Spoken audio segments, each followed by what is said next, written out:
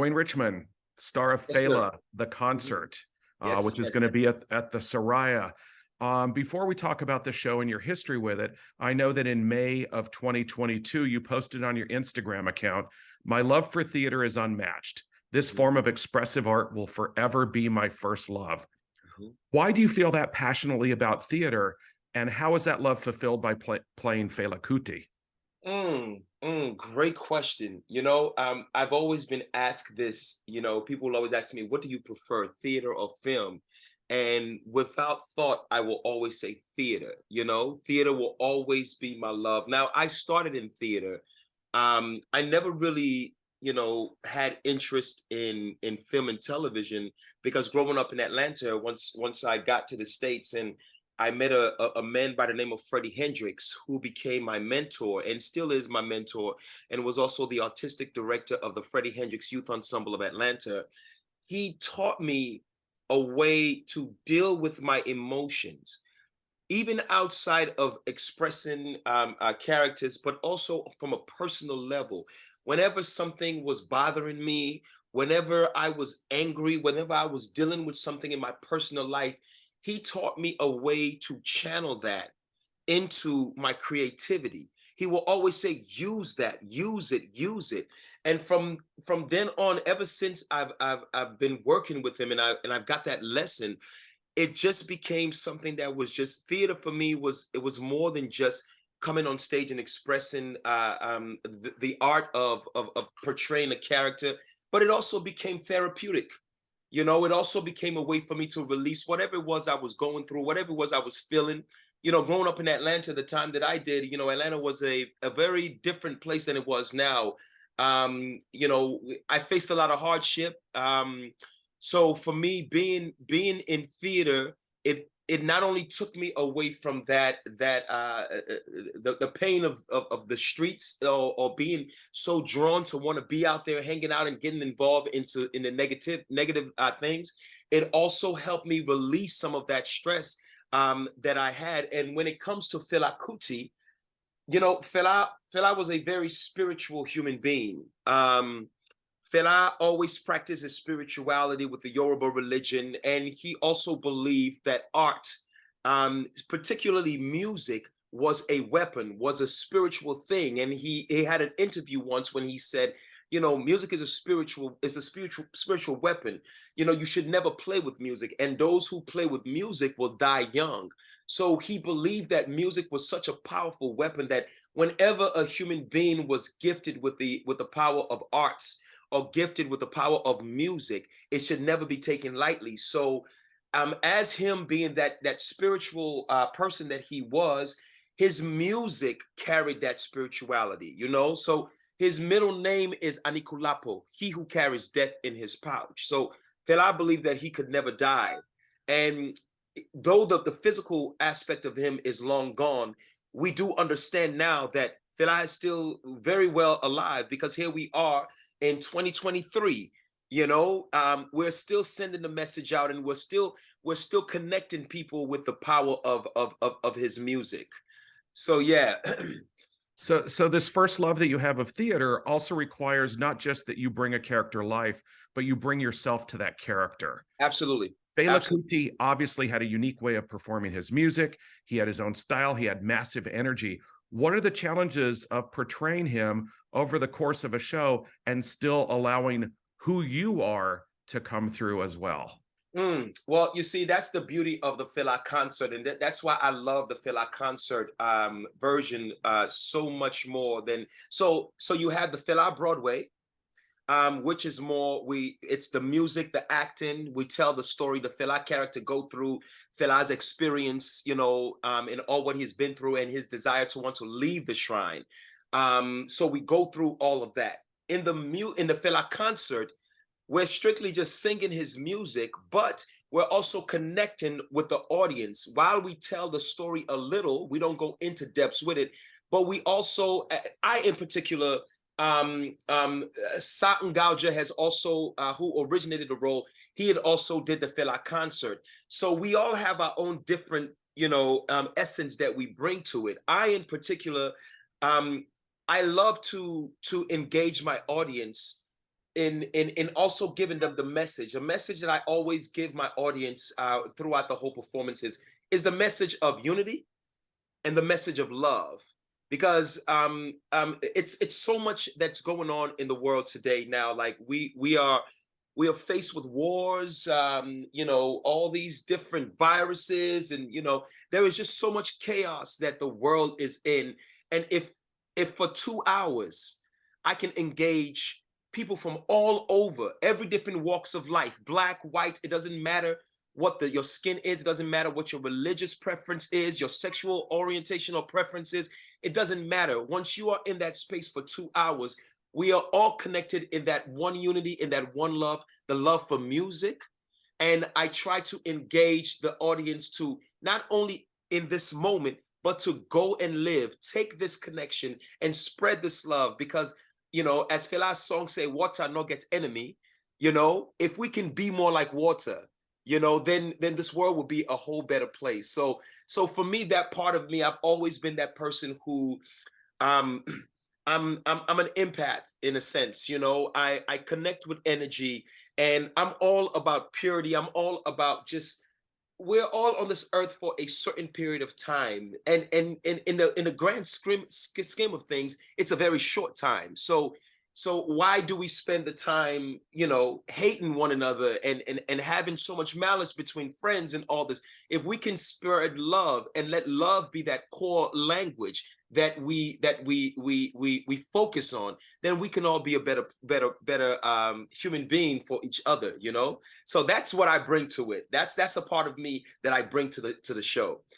Which coincidentally is what Fela brought to his music as well. So Absolutely. it feels like there's a simpatico between you and the character you're playing. Oh, absolutely. Yes, indeed. Now you had the advantage of being on the tour of Fela, and then you returned to the show when it briefly opened at the Al Hirschfeld Theater in 2012. Yeah. We're 10 years plus past, almost, well, I guess 9.5 years technically, from when you were on Broadway with this show. How has your relationship to this character and to this music evolved over that time? And how much of what you saw and learned on tour and on Broadway informs what you do in this concert? So yeah, you're right. Wow, it has been that long. It was actually 2013 that I went to Broadway. It was the summer of 2013 was the return back to Broadway. But and then following after that, we did the national tour. For me, Fela never really, the essence and the energy of who he is, it never really left me. It's interesting because when I got the opportunity to audition for the show back in 2011, actually was my first audition. I never heard nothing, and I did a second audition. There was talks here and there, but never really anybody called my agent. And then, by the end of 2012, the show was here in LA, and they brought me back in, and third time's a charm, as they always say. But something interesting happened between my second and my third audition. I because I had been learning so much of Fela's music and Fela's history, and understanding who the man was, not only on the stage, but on his political journeys and his fight. I started to discover that I became more of a fan of who he was, more so than a fan of wanting to do a Broadway show. As actors, obviously, it's a dream to step on a Broadway stage, yet alone to portray a lead and someone in such magnitude as Fela Kuti. So for me, I was excited. The first two auditions for me was, oh man, if I can be on Broadway as the lead, how amazing will this be for my career? But when when that didn't happen, after my second audition, I never stopped listening. I never stopped learning, and then I became a huge fan of this man. And I was just inspired how one man could be so fearless. After going through all the hardships that he went through, he still had this fearless mentality and just kept pursuing what he believed in. And I was so inspired about that, and I couldn't even fathom the idea of being in Nigeria at that time when Fela was experiencing all of that, soldiers coming to his house, beating him, jailing him over 200 times, throwing his mother out of a window. I just couldn't imagine if I was in that position, would I still have that spirit in me to continue? So because of that, he became a superhero to me, right? And it wasn't until the third audition that I came in that it really didn't even matter that if they were going to call me back or not. I needed to prove to myself that once I got this opportunity again with the knowledge that I had, it's either you're going to see how passionate I am about this man or you're not. So obviously, I booked the show and I got a chance to do the to play Fela Kuti. But since the Broadway and since the tour, Fela never left. He's always in my home. I don't know if you see right there. There's a painting that someone did for me. It's kind of hidden, but that's Fela Kuti back there. I have a shrine that's dedicated to him that's over there too as well. So his music is constantly playing in the house. Tons of any book that's out on Fela is sitting on my shelf. So it's bigger than just a theatrical production. It's bigger than just a Broadway production for me. At this point now, I am just a fan of the spiritual energy of who this man was and really what he just stood for. And to me, that's something it's extraordinary.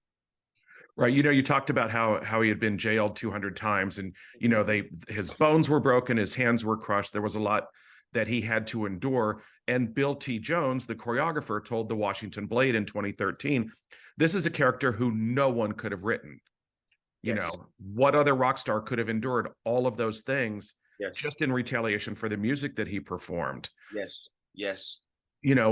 Where do you think that sense of purpose came from? Where did that ability to overcome all those obstacles came from? That's something that I think that only Fela Kuti could really give us a direct answer to what that is. I can only assume that Fela. I do believe that in this world, that we are here in this dimension where sometimes we think about the idea, is there truly life after death? Is there another universe? Is there a parallel universe in which there is another person like me? Is there, as we see now in Hollywood movies, some of these movies are now tapping into that world. I was watching the Spider-Man multiverse, as he's moving through all these different verses, these different universe, and seeing all these different versions of him. I sometimes wonder, is there so much more into life and as us as human aliens on this planet that we haven't been able to tap into? But I do believe that every once in a while that there's a human that comes to this earth that has that ability, that has that the power to be able to just tap in. And I think Fela's spirituality was one that the Western world wouldn't even be able to understand it. He practiced his spirituality all of the time, and I think that Fela also believed that the ancestors, what I'm saying, were the gods. When one of us pass on, we go into that spiritual world, and we become not only the ancestors, but we are also the guidance of the family member. I'm West African also. I was born in Sierra Leone. And we also have a certain practice. When we lose a loved one, there is also certain practices that we have, whether it's a candle that's being lit, whether we put water for the first 40 days of their death, that we put overnight for them, so it's the spiritual aspect of Fela. I can only imagine was what was able to give him that power and just that ability to go above and beyond that the human mind can even fathom. Right. Well, I did see Fela in New York during the original run, and it was interesting. And I think that any actor who plays the part would have this challenge. What do you know about the audience based on how quickly they respond to say, yeah, yeah. Oh man, I that's also one of my favorite moments in the show, right? I have a couple, but I love that introduction when the Fela character first walk. You have no idea what to expect, especially if it's your first time seeing the show. And there's so much going on the stage. You have the queens that are dancing, the 10-piece band is just live, the colors of the set, the colors of the costumes and the lights, and then you see this Fela character just smoothly stroll down to the center stage, and his first word is everybody say yeah, yeah. you know um it's it almost breaks that wall, what I'm saying, that third wall, as they call it in theater, where usually most theater production, when you're on that stage, the actors are acting and interacting with each other. The audience are just there to just watch and witness. At the end, the actors come and then acknowledge the audience and take a bow, applause, applause, applause, end of show. And here you have a show that opens with the audience interaction. So it's always fun for me to, like, watch the audience and see, because some of them have no idea what they're about to experience, and you can always see that anticipation in their faces. The ones in the front row that you can actually see if the light's not blinding you. It's like when we go, everybody say yeah, yeah. They're like, they're lost for a quick second there, and then the Fela character come back and tell them it's okay. You know what I'm saying? This is an interactive show. I'm going to talk to you. You're going to talk back to me. So the second everybody say, yeah, yeah, oh man, you can almost hear the joy in their voice because they're so excited now. And it almost make them feel a part of this experience. Yeah. Well, you definitely have to get them going on that, because they're never going to respond to puff, puff, pass if you don't. We actually had quite a few though, when we did the on Broadway. I mean, every time that scene will come up, you will hear so many people in the back, pass it. That's also another fun moment in the show too, as well. Right. Now, I read it, one of the last interviews that Fela Kuti gave to Spin magazine in 1986, and he was asked about his treatment by the jailers and whether they were humane to him or not. And he said they were mostly friendly. Yeah. And he said, they are ordinary Africans. They suffer the same things we suffer. They don't necessarily have to be hostile toward me because they understand what I'm doing. Absolutely. I think that's amazing, that, because you watch like a documentary like Navalny, and you see how Russian, police treat people who are not considered acceptable to Vladimir Putin, and they follow in lockstep. And here is this man who, because of his music, because of his spirituality, is able to get people to treat him with the respect he deserves. Absolutely. I think that's a pretty remarkable aspect for this character, isn't it? For this Absolutely. man. Absolutely. And I think it speaks volume to the message of what he wanted to get across, because Fela wasn't making music and talking about himself. Fela wasn't it. He almost became like, he was almost like the Messiah. Like Fela came with a stronger message, and regardless of what he had to endure in his personal life, as much as his life was always in danger, he knew that the message was bigger than him. And I think that, the human spirit, no matter how much, we want to follow orders, of course, as the song Zombie was what that he made was really talking about some of the soldiers at times who didn't understood that they were just following orders by the powers to be. And I think that in the beginning it wasn't always like that for him, but something magical happens when you really, really take the time to listen to someone who is so selfless, and is so in love with his country, to a point where his message was strictly about the uplifting of his people, his culture, his nation. Something really magical happened. You start to see yourself and the surrounding that you're in, and you understand that this man is speaking truth. So I'm not surprised. I actually didn't haven't read that interview, and I definitely want to check it out. But I'm not surprised that people were looking out for him once he was locked up, because it could have been it could have been a harder experience for him had he not had those people in his corner, you know. So yeah, you know, the man's message was about love and uplifting his people. I couldn't imagine why anyone wouldn't even want him to spread those messages, that message to the world. Yet, like any other fascinating character, he is not without his flaws. Absolutely, You know, absolutely.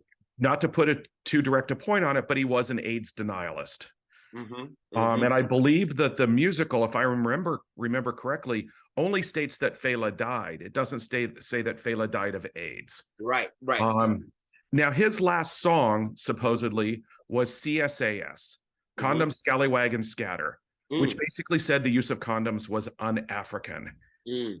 For this man who was such a passionate man about his people, about his music, how damaging do you think that kind of sentiment, that message was to people in Nigeria and in Africa at large? And do you think that mitigated any progress they could have made on stopping the or slowing the spread of AIDS? Well, I would say this. Going back to the demise of Fela Kuti, now there are a lot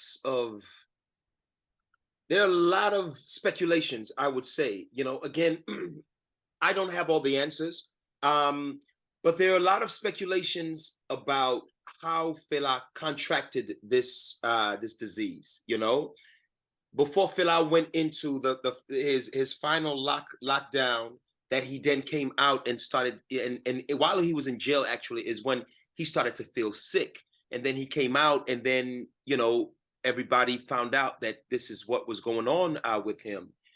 Prior to that, you know, Fela was this, you know, this human being who people couldn't even understand where all this energy and power came from. Like, this man will play for hours upon hours all night and barely sleep, you know, and will go again and give these shows as if it was, you know, his first. And, you know, so there's a lot of speculations in that, you know, the fact that none of his wives ever had, you know, this contracted the disease, none of his children. So with that being said, I don't have all the answers on, you know, what might have happened. A lot of people think that this was something that, you know, that might have happened while he was in prison. This might have been the work of the government to finally find a way to bring him down. So who knows? But as far as the message, I think that around that time, you know, there's a lot of message that Africa had been receiving. You know, Africa is a continent that is still in its, you know, rise to over overpower the hold on Western society, on Europe. So around that time, it's not a lot of information that was also being given to the African people. It wasn't a lot of help and aid that was being given to the knowledge that was being given to the African people. And someone like Fela Kuti, who came around and was trying to preach a certain type of message, unfortunately, a lot of people back then wasn't getting the message as much so as his surrounding, you know, because it wasn't like Fela's music was as popular as it was now, as it was back then. You know what I'm saying? Fela is one of those people who is now this iconic person, because now the world has kind of like got a hold to him, and everyone knows what that message is that he was speaking. But do I think that his music, is that song could have potentially be very harmful to the pandemic in Africa when it comes to AIDS? I absolutely don't think so. I think that obviously, you know, the message was not the right message at the time, especially with the continent being in such, certain places being in such as a high rate for the disease. But I don't think Fela's message was that world spread around that time, you know, because, you know, he was one man who was making music and trying to get it to the world. At the same time, the powers to be were trying to shut that down. You understand what I'm saying? Sure. So, who knows? Right. And it's probably a tad unfair for me to ask you as an actor if it, what you think may or may not have happened, but I know Right. that you are so passionate about him and the research that you've done. I felt like it was fair to bring that up. Oh, absolutely. Like you said, Hmm. I mean, we all at the end of the day, Fela was still a human being, and we're not perfect. I'm sure that there are certain things. If Fela was still alive today, there would be certain things that he would probably say now in knowing the lessons and understanding and going through life, that would probably change some of the behaviors and stuff that he might have experienced at the time when he was just this furious human being that wanted to get the message out, that wanted to shut down this regime that was just so oppressing his people. He wanted to go against everything that he couldn't, that the government told him he couldn't. He married 27 women because he knew that was something that the land didn't want. So he was like, why not? You can't tell me what to do. You're not taking care of me. So why can I not do what I want? So I do believe that if Fela was alive today, I definitely think the message of change and the power and the force will still be there. But I think a more seasoned Fela would have a different story, but we'll never know. Right. And for anybody who may watch this interview, he didn't marry 27 times. He married 27 women at once. Absolutely. Absolutely. I mean, go big or go home, I guess. I guess. Speaking of going big, some of his songs could go 10, 15, 20 minutes in recording, and in concert go even longer. I would Mhm. assume you must be very grateful that this is a controlled concert, and a scripted concert, for lack of a better way of putting it, so that you don't have to go that long for any one song. Oh man, believe it or not, man. Sometimes when the songs, I like, I have conversations with the band leader who is also the drummer, right?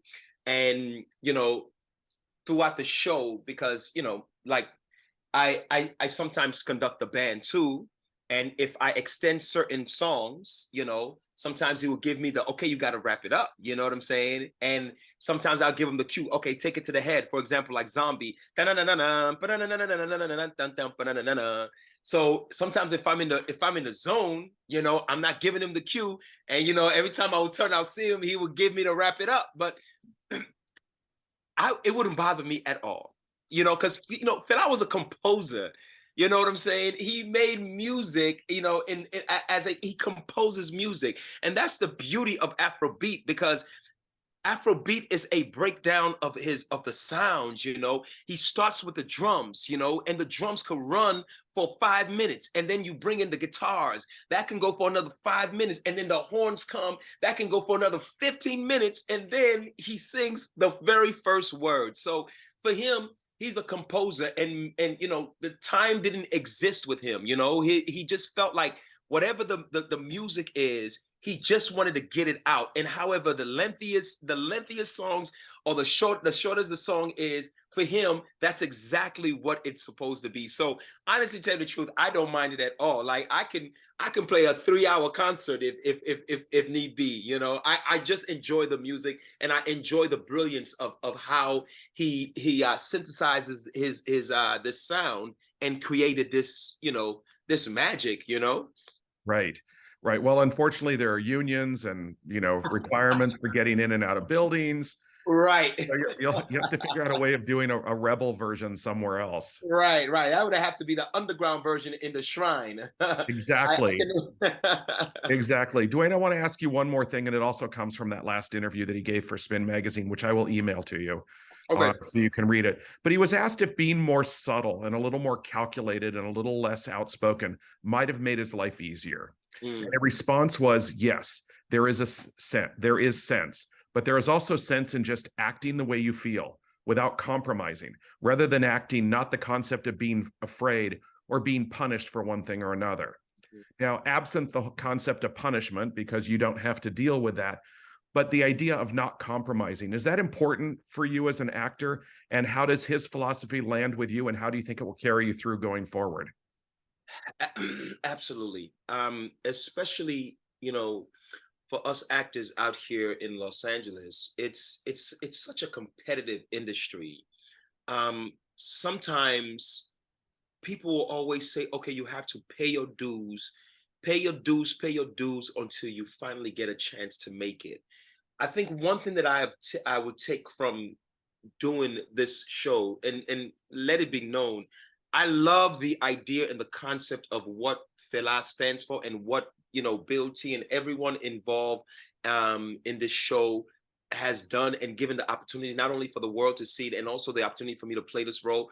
It's, I would say, I would do this show anytime over any film in Hollywood if it ever comes side by side with each other, because because I think that that message in not wanting to compromise, I think we all fall into that pot out here, especially as actors. We feel like, you know, our integrity can always sometimes be questioned when it comes to certain things that we feel like we must or have to do to make it in this industry. And I think that what Fela was saying in that interview, and when he was asked that question, is yes, fear controls us. And sometimes we get this, and I know I deal with this, and it's something that I'm also struggling with too, is to find a thin line, or the difference between what is fear and what is intuition. You know what I'm saying? Because sometimes they both kind of feel the same way. And I think that when you're able to remove fear from any equation, then it allows you to deal from a place of integrity, where you don't compromise your belief and who you are as a person. Because at the end of the day, the career choices that I chose in this industry, it's not the end all be all for me. This is not, and I'm an actor. Acting is something that I love to do, and I love the expression of the art, but it is not my life. You know what I'm saying? That's why there are moments when I feel so stressed out. I call my agent and my manager. I said, I am booking out. And they're like, oh, are you traveling? No, I'm here, but I just need some mental space so I can gather myself and make sure that mentally I am okay. So sometimes I feel like we as actors, it's the idea for us to just keep going, keep chasing this dream, that mentally we might not even be prepared, or we might be in a space where we need to just take some time to ourselves and make sure that our mental health is right. But we keep pushing through that, and when we do, we now compromise our well-being. So absolutely, I believe that what I take from this experience, and you know, playing Fela and hearing some of these his ideology, and the things that he believed in, is just the idea to always stay true to myself, always stay true to myself. Because again, we have a saying in West Africa, "Watawe na for you, it no go run past you," which means what is meant for you will never pass you by. So at the end of the day, no matter whether a script comes to me that I read and it doesn't speak to me, you know, emotionally, you know what I'm saying, mentally, and I'm like, this is not for me. And you know, and I've done that many of times. I've actually lost representation because they wouldn't understand. Like, well, Duain, are you trying to be an actor, or are you trying to be something? It didn't matter, because for me, at the end of the day, I have to be mentally in a place where I know that my integrity is never compromised in this industry, because that's much bigger than any successful project that I will ever book, or any role that I will ever land, you know? Well, I wish you great luck going forward. I will be there Saturday night to see the show, so I Oh, can't awesome. wait.